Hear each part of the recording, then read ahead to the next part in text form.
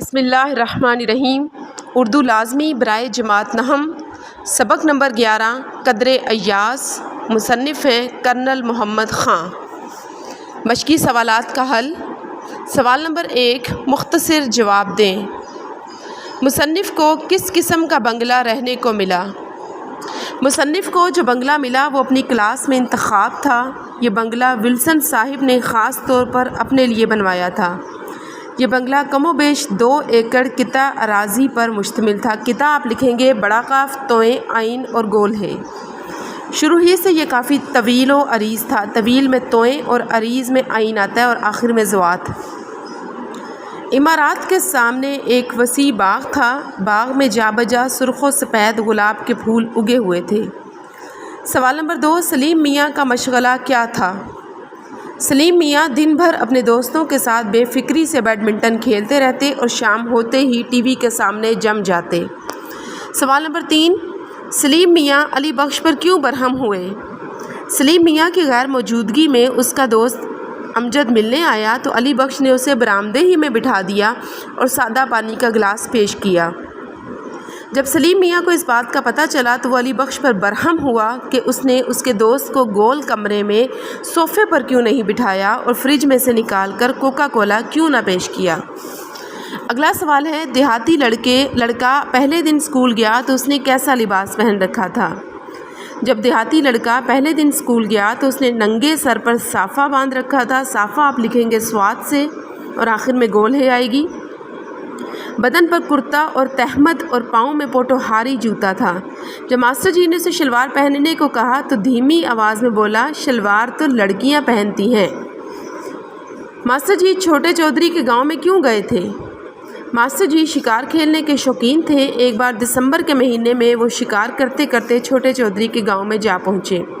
رات ہو رہی تھی۔ انہوں نے رات چھوٹے چودھری کے پاس بسر کرنے کا فیصلہ کیا۔ اگلا سوال ہے، ماسٹر جی کو چائے کیسے پیش کی گئی؟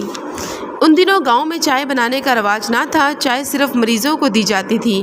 کوئی چائے بنانا بھی نہیں جانتا تھا، اس لیے ماسٹر جی کو آدھی کچی آدھی پکی چائے پیش کی گئی جو بہت بدمزہ تھی۔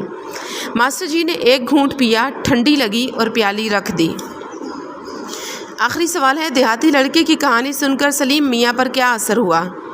دیہاتی لڑکے کی کہانی سن کر سلیم میاں حیران رہ گئے۔ اس کی آنکھوں میں دیہاتی کے لیے محبت کی چمک تھی۔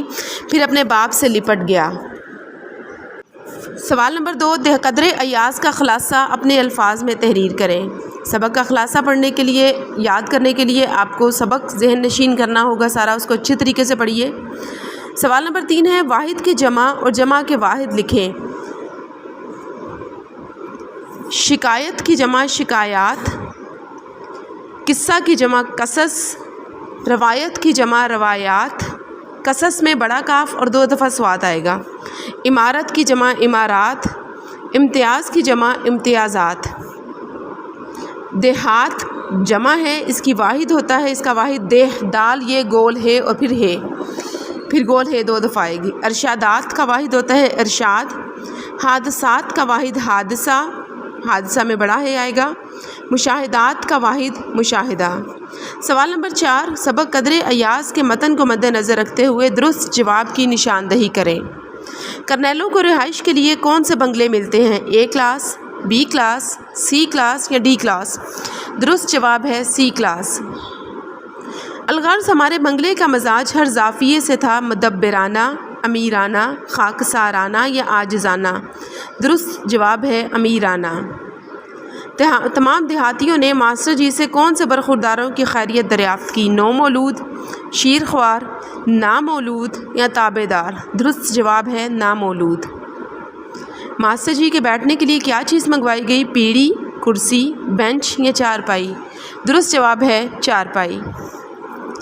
ماسٹر جی نے کس کی چیز کی فرمائش کی؟ کارن فلیک کی، لسی کی، چائے کی یا کافی کی؟ درست جواب ہے چائے کی۔ سوال نمبر 5، متن کو مد نظر رکھتے ہوئے درست اور غلط جملوں کی نشاندہی کریں۔ طرفین آپ لکھیں گے توئیں سے۔ طرفین کے بیانوں سے واضح تھا کہ تنازع بہت خفیف ہے۔ تنازع کے آخر میں عین آئے گا اور یہ جملہ درست ہے۔ سارے اسکول میں ایک ہیڈ ماسٹر صاحب تھے جو سوٹ پہنتے تھے۔ یہ غلط ہے کیونکہ سیکنڈ ہیڈ ماسٹر صاحب سوٹ پہنتے تھے۔ سلیم اور علی بخش دونوں کی آنکھوں میں ایک دیہاتی کے لیے مذاق کی چمک تھی، غلط۔ دیہاتی لوگ اب اتنے مہذب نہیں ہوتے کہ ڈرائنگ روم میں کتے لے آئیں، درست۔ سلیم میاں ابھی ایف اے کے امتحان سے فارغ ہوئے تھے، غلط۔ سوال نمبر 6 ہے، اعراب لگا کر تلفظ واضح کریں۔ قسام ازل، بڑا قاف کے اوپر زبر آئے گی، سین پہ شد اور زبر، میم کے نیچے زیر، الف پہ زبر، زے پہ زبر اور لام پہ جزم۔ قطعہ زمین، قاف کے نیچے زیر، توئیں پہ جزم، عین پہ زبر، ہے پہ جزم، زمیں زے پہ زبر، میم کے نیچے زیر، یہ پہ جزم اور نون پہ بھی جزم۔ مخل، میم پہ پیش، خا کے نیچے زیر، لام پہ جزم۔ تواضع، تے پہ زبر، واو پہ بھی زبر، زوات پہ پیش اور عین پہ جزم۔ تنازع، تے پہ زبر، نون پہ زبر، زے پہ جزم پیش اور عین پہ جزم۔ یہ سوال آپ کو اس طریقے سے آ سکتا ہے آپشنز کی صورت میں، جیسے 15 نمبر کی معروضی ہے تو اعراب کا سوال آپ کو ہو سکتا ہے کہ معروضی کی صورت میں آ جائے کوئی 1-2 الفاظ۔ سوال نمبر 7 ہے، اپنے استاد سے محمود و ایاز کی تلمیح کے بارے میں معلومات حاصل کریں۔ تلمیح ہوتی ہے کہ ماضی کا کسی مشہور واقعے کی جانب اشارہ ہونا، اس کو اردو گرامر میں، اردو ادب میں اس کو تلمیح کہا جاتا ہے۔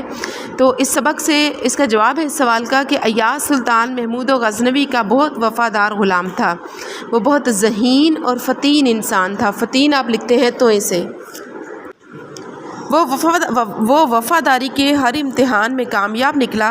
اسے سلطان سے بہت محبت اور عقیدت تھی۔ سلطان بھی اس کا بڑا قدردان تھا، قدر میں بڑا کاف آئے گا۔ ان کی مثالی دوستی کو شعراء نے بطور تلمیح استعمال کیا ہے۔ اسی سلسلے میں علامہ اقبال رحمۃ اللہ علیہ نے 2 اشعار ملاحظہ کیجئے اس سلسلے میں۔ ایک ہی صف میں کھڑے ہو گئے محمود و ایاز، نہ کوئی بندہ رہا نہ کوئی بندہ نواز۔ دوسرا شعر ہے، نہ وہ عشق میں رہی گرمیاں، نہ وہ حسن میں رہی شوخیاں، نہ وہ غزنوی میں تڑپ رہی، نہ وہ خم ہے زلف ایاز میں۔ سوال نمبر 8 ہے، مذکر اور مؤنث الفاظ الگ الگ کریں۔ ان میں الگ الگ پڑھ دیتی ہوں۔ مذکر الفاظ ہے طول میں توئیں آئے گا، چمن اور اشتیاق، اور مؤنث الفاظ ہے شان اور تواضع۔ سوال نمبر 9 ہے، درج ذیل الفاظ کے معنی لکھیے اور انہیں جملوں میں استعمال کریں۔ پہلا لفظ ہے قباحت، بڑا کاف اور بڑا ہے آئے گا اس کا معنی ہوتا ہے برائی۔ پڑھائی کے ساتھ ساتھ غیر نصابی سرگرمیوں میں حصہ لینے میں کوئی قباحت نہیں۔ امتیاز کا معنی ہوتا ہے بڑائی یا فرق۔ اچھے اور برے ساتھیوں میں امتیاز کرنا چاہیے۔ نوعیت، قسم، یہ اپنی نوعیت کا پہلا مقدمہ تھا۔ تلافی کا معنی ہوتا ہے نقصان پورا کرنا، میں آپ کے نقصان کی تلافی کر دوں گا۔ مبہوت کا معنی ہوتا ہے حیران۔ سلیم تھوڑی دیر تک مبہوت کھڑا باپ کو دیکھتا رہا۔ دستور کا معنی ہوتا ہے آئین، طور طریقہ میں دونوں دفعہ توئیں آئے گا۔ دستور کے مطابق دیہاتی لڑکا فوج میں بھرتی ہو گیا۔ سوال نمبر 10 ہے، سیاق و سباق کے حوالے سے درجہ ذیل اقتباسات کی تشریح کیجیے۔ جو پیراگراف ہیں وہ ہے، سلیم میاں جو ابھی میٹرک کے امتحان سے یہاں سے لے کر ہاتھوں میں پلا تھا، یہاں تک اس پیراگراف کی آپ نے تشریح کرنی ہوگی پیپر میں۔ اس کے 5 نمبر ہوں گے، 2 پیراگراف آئیں گے، دونوں کی آپ نے تشریح کرنی ہوگی، ہر پیرا 5 نمبر کا ہوگا۔ اور دوسرا جو پیرا یہاں پہ دیا گیا ہے، علی بخش کی داستان غم سے لے کر دیہاتی سمجھا ہوگا، یہاں تک کا پیراگراف ہے، آپ نے اس کی بھی تشریح کرنی ہے۔ سوال نمبر 11 ہے، کالم الف کے الفاظ کو کالم ب میں دیے گئے متضاد الفاظ سے ملائیے۔